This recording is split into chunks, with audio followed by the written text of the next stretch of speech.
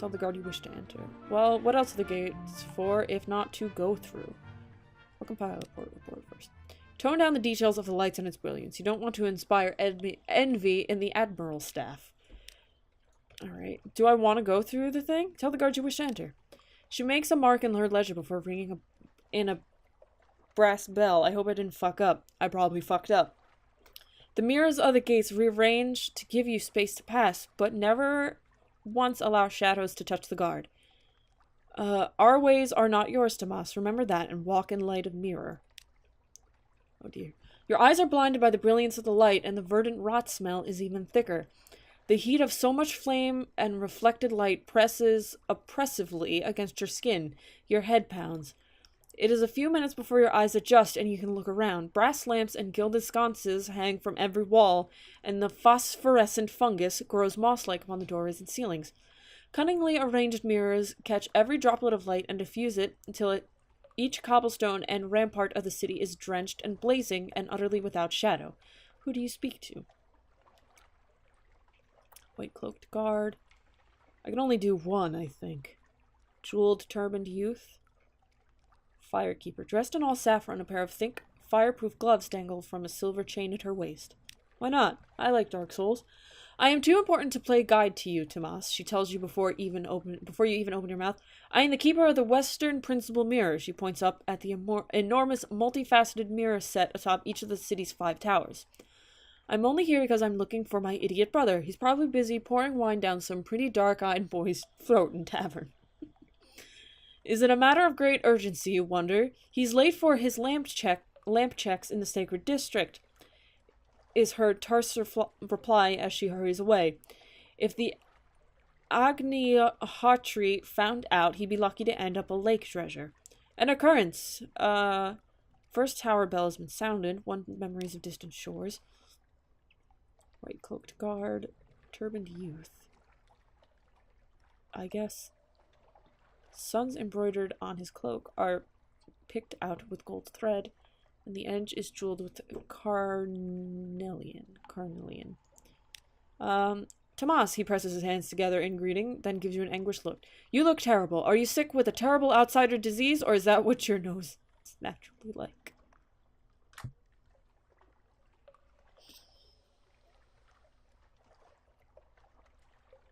Yes, I have a terrible disease. Over your protestations, he gives you directions to the hospital. Oh, the medics are all butchers, to be sure, but they walk in the light of Mirror, he adds breezily, and then points out the guardhouse in a vague direction of the Temple of Mirror and street of bars and gaming houses. We don't want to get a reputation for being inhospitable. He laughs as he's made a grand joke, and you laugh along weakly. I can laugh really, really well through my horribly deformed nose. One fragment. Waves are flecked with light. Does that mean I've used it? I have. The jeweled turbaned youth. He is winking at you in that furtive wink, or a flirtatious one? Only one way to find out. Is this, the firekeeper's idiot brother? He looks utterly overjoyed to make your acquaintance, and the bangles on his wrist flashing as he presses his hands together in greeting. My friends and I would be honored if you would attend a small gathering with us, Tomas. We are so eager to hear about the world outside Varkas city walls. It seems an innocent enough invitation, but then why does his gaze dart around so anxiously when he tells you to find his mansion in the Eastern District? Second tower bell has sounded. Continue your explorations. Am I going to be turned into, a candle? Outer district, the mirror city gleams invitingly. It's a completely different word. You'll get used to the smell in time. Entertainments in Varkas, the hospital, guardhouse, Temple of Mirror, mansion of the jewel-turbaned youth, pilgrimage of Amaradari. Lies in the sacred district. I'll go to the temple, just to see. I would like to explore their culture. The sounds of bells grow louder and more reverberant as you approach.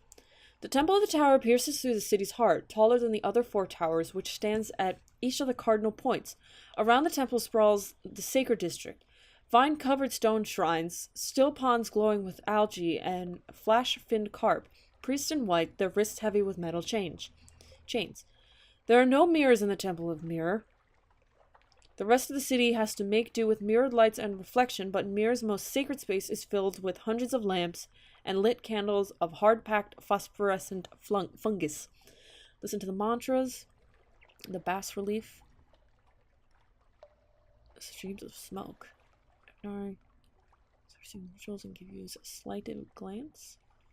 Sunseers, blue shallak. I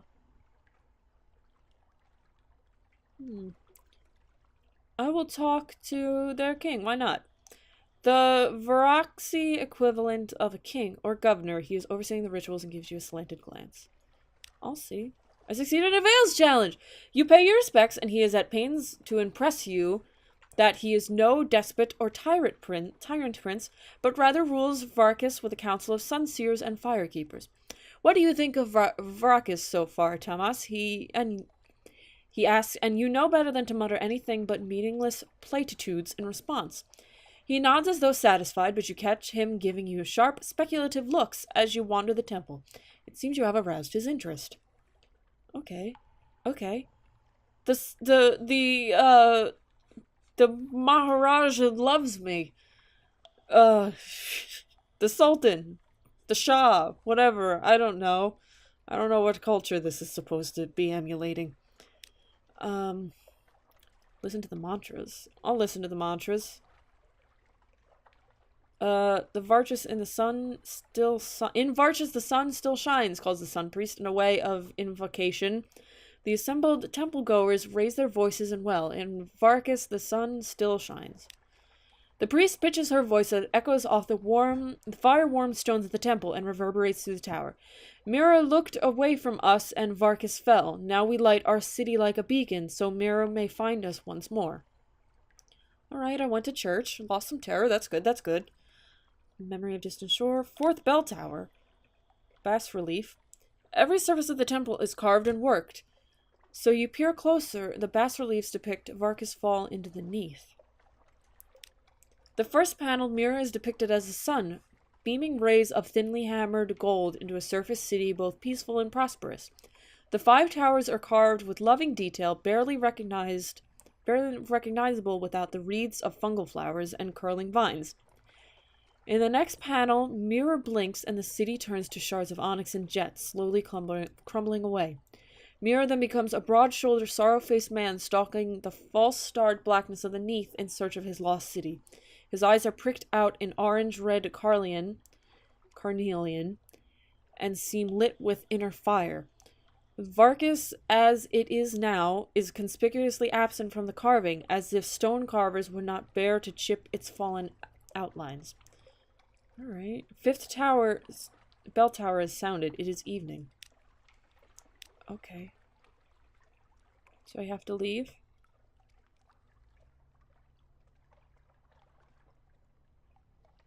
Oh, welcome. The guard at the mirrored gates smiles clearly. She remembers you. The blue cloak guards wait you through and walk in the light of mirror. Continue your explorations. The inn. An evening after the 5th bell, each Tomas is assigned a room. The light is endless and merciless. Will you sleep? All visitors to Varkas are given one night's accommodations in the city's only inn. It is a handsome stone mansion arranged around a pleasantly cool courtyard. Frescoes of city life are painted on the wall. Oh, frescoes. Given how few visitors Varkas hosts, you suspect the inn is more usually used by philandering locals. Evening falls, or does it? The town's 5 principal mirrors are mounted on a coil spring mechanism and alter their angles subtly to create the impression of evening. Across the city, firekeepers throw pitches of colored powder into the lamps, and quality of light yellows to a softer brightness. Wine maze lamplighter, the kitchens. The smell of cooking mingled with the fungus rot, but you aren't going to let that put you off your food. The courtyard, sleep. Don't sleep. Won't be difficult to stay awake in this constant light, but the lack of rest will take its toll. He's dressed in saffron robes and is indeed pouring wine down the throat of a... Oh, this is him! This is her idiot brother! The wine-mazed lamplighter. He is dressed in saffron robes and is indeed pouring wine down the throat of a very attractive dark-eyed boy. You could tell his sister is looking for him. I'll tell him. He starts up in horror, spilling burgundy red wine everywhere. His young companion looks irritated. I'm late, he shouts. Mihir, forgive me. The Agni Hordy is going to skin me alive. He pumps your hand in gratitude. Thank you, Tomas. I won't forget this. Here, take my arc jewels. Oh, my goodness. An occurrence. Your Vargas the tardy lamplighter is now 2. And I got 3 outlandish artifacts. Damn! Alright. Kitchens, maybe? The inn's cook makes thick spice stews of fungus flowers and lotus rot, eaten with chunks of boiled cassava and rice imported from inland. But it is the light, hungry fruit grown in the city which makes your mouth water. Tart-scented oranges and bruised yellow bananas, pineapples bursting with juice, tender coconuts with silky white flesh scooped out and sap sweet on the tongue. You do not eat meat, you ask in wonderment. Do you not eat meat, you ask in wonderment, and the inn's cook calls to Mihir for strength. It is forbidden to eat the flesh of living creatures, he says. Luckily, the Varakshi don't fancy the seafaring life. Alright. It is night, although there is no darkness in Vargas, it's time to sleep. Alright. The bed is low and wide and draped with cotton sheets stamped with vegetable dye patterns in muted green tones. Alright. You fall into sleep easily, despite the bright light, but your dreams are full of whispering, glittering smokes, mirror vapors that coil into reflection-warped shapes. You see your limbs bend, your skin slouch, your eyes twist. You wake with your heart pounding, your nostrils are full of fungal rot, smell of... Fuck.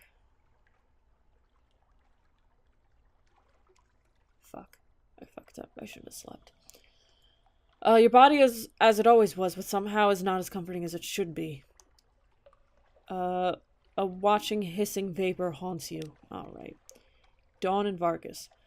Outsider time in Vargas is strictly rationed. Each morning, at dawn, I don't know why I had trouble with that. Each morning at dawn, the guard visits the inn to eject any Thomas they find. They are polite, but very definite.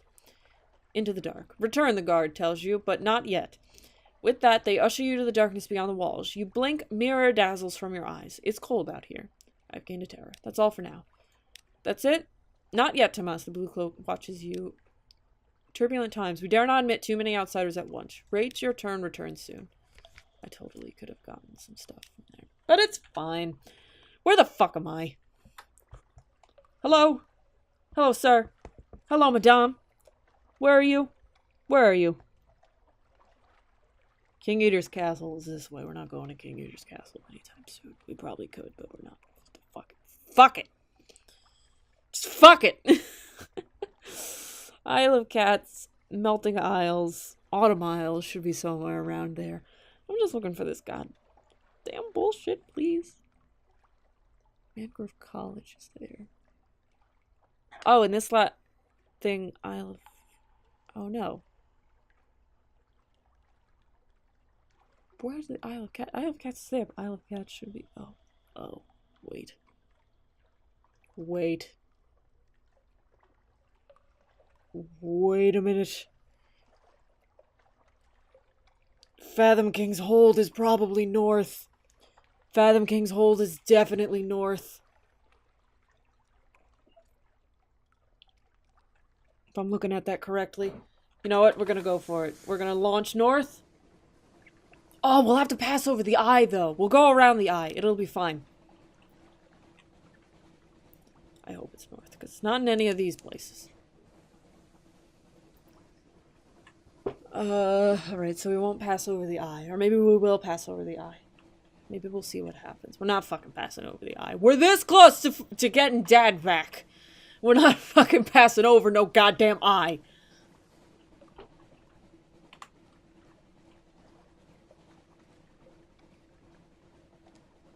Nothing.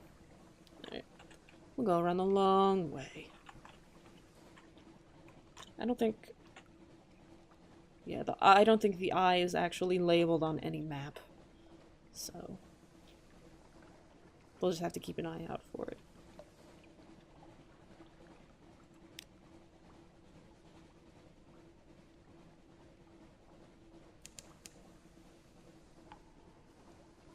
stomach's rumbling.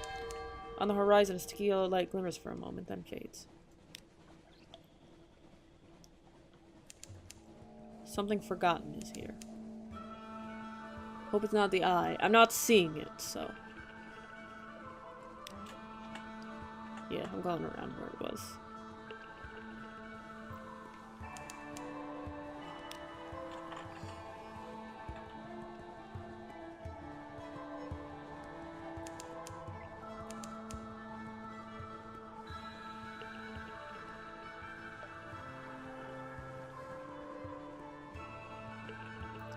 What the hell is that? Oh. This is poor as this reef. Alright, that's giant pole. So we can... giant pole, a... port? I'm not sure. Another ZB's corpse afloat. So much carrion, we approach the Shellinate. Okay. Oh yeah. You are being watched. By what, I do not know. Oh, that's fucking bitchin'. That's so cool. It's extremely frightening, though. It's the rib cage and then the spine is on the bottom of the ocean. Or the Z, if you will.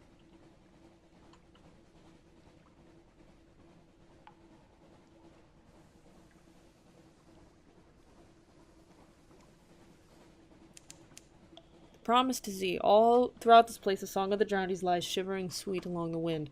We are definitely close to the Fathom King.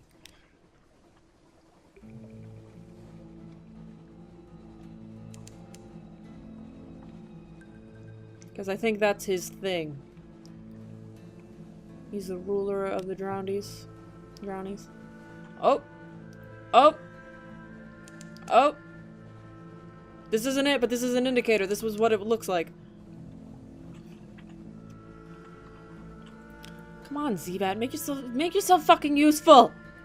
Come on! Thank you! There it is. I don't know how to fuel it this way. Great.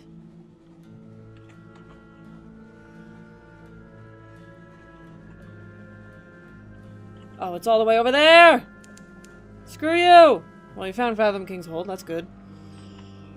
We're gonna have to book it back to London after this, though.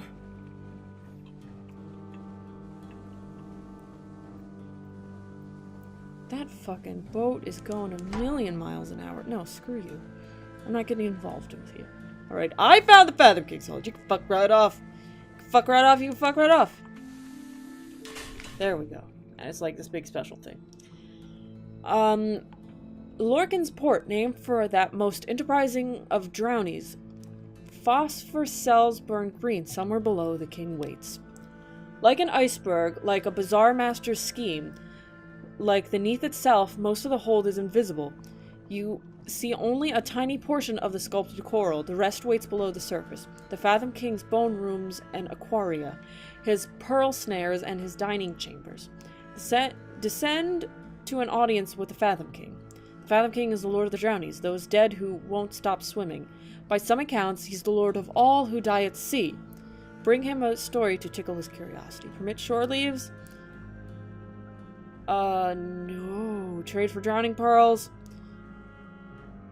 We can trade Schleich for drowning pearls. By the port report. The porter watches you right. She says nothing. Others who come and go, those granted audience return dazed, awestruck. The king is not generous, but occasionally he is fair. Alright, so that's it. I can go down, descend to the audience with the Fathom King. Speaking to the porter. The porter has the skin of a shark. She has a drowned woman's eyes. It's not permitted to look at her hands. Yes, she raps, this story is sufficient. She opens the valves of pearl and permits you to pass into the conduit. Here we go. The throne cyst. This is the salt-blown heart of the hold. The Fathom King floats in his throne, a gem-starred bowl of sea stone, the size of a banqueting table. He's wearing a dressing gown of purple brocade, soaked dark with salt water. He leans his chin calmly on his hand. Beneath the surface of the water in his throne is hidden regions, pulse constantly, incessantly. Discuss the matter of your father's bones. Come to plead for a Zailor. Watch a crocodile-masked visitor make an offering. Expertise in visions, no more than... Watch a visagier. Crocodile moves around the course offering on a bier clockwise. He indicates his wound to the Fathom King. Why is he here? Boon of the king. He'll give us,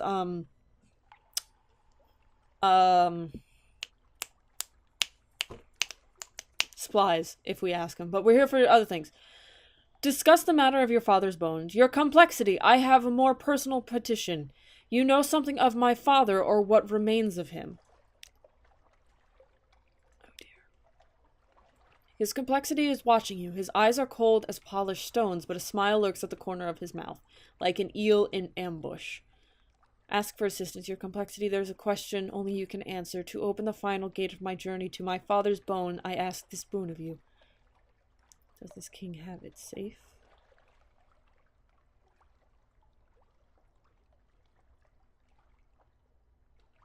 Find your father's bone and then retire. What am I supposed to ask for? I forget. Ask for assistance? Oh, don't fuck this up. You are fortunate, the Fathom King announces. I have only a few small requests. Fulfill them, and I shall tell you what you need to know. Bring me the heart of a legend. Bring me a light from the sky. Bring me a willing guest to stay with me forever. Witness the end of the eldest amongst its kind. Bring me the world. Bring me the fruit of an eternal tree. And bring me something scientific, modern, cutting edge, I believe is the term. My bride enjoys that sort of thing. He sits back, under regions pulsing with expectation. You seem quite capable, he adds carelessly. I'm sure it's not too much trouble. You can review the Fathom King's requests in the curiosity section of your gadgeteer. Oh no, a legend's heart. Miracle of science, skylight, that's probably sun. Willing guest. Eldest's ends, Fathom King's request of fruit of an eternal tree. Oh, fuck. Fuck! I'm not close at all! I'm not the slightest bit close to getting Dad back. Oh, no. Ask about the bone men and their lost treasures. Does the king have it safe? Yes, he crooks a finger, and a drowny child brings forward a pale bone on a smoldering cushion. Most mortals come to this some day. I will not, of course. Perhaps you will not, but you'll learn more of that from the bone men. He flicks his finger again, and the child retreats. You can view the Fathom King's refresh. Okay. Okay, speak of other matters.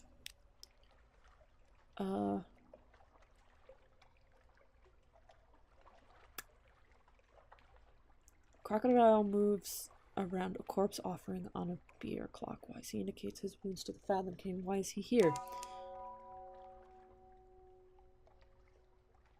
Something happened. Another rite. Crocodile is describing the wounds on the body, but the wounds he describes don't match the wounds you see. This is another visage ritual. He sounds like he's boasting, but a single tear trickles down from beneath his mask. At last the king nods. The offering is acceptable, he says. Thorn-armored guards carry the bier through a dark slit behind his throne. The king begins offhandedly to outline the cartography of the deep undersea and patrol routes of monsters. He notices your presence and snaps his fingers. The guards ushers you out, but not before you've heard valuable, deep gossip. Ooh. And you understand little more visage lore. Crocodile has given his body to another kind of flood. That's all for now. 30 fragments. A Z story. Fragments? Oh god. Alright, I can leave now. Return to the valves of pearl. Back at the dock, the air no longer smells of stone and copper. The light is the familiar glow of false stars, not the piercing green of the hold's eyes. So I totally could go back down, but we're not doing that. Shops? No shops. No mas shops. Oh, that's what I got. I got a secret. Now, where can I go? I can pass. I can pass through Khan's glory to Gator's Morn. Get some fuel. I'm not even gonna fucking bother with trying to get ports reports on Khan's glory and shit. But we'll go. So...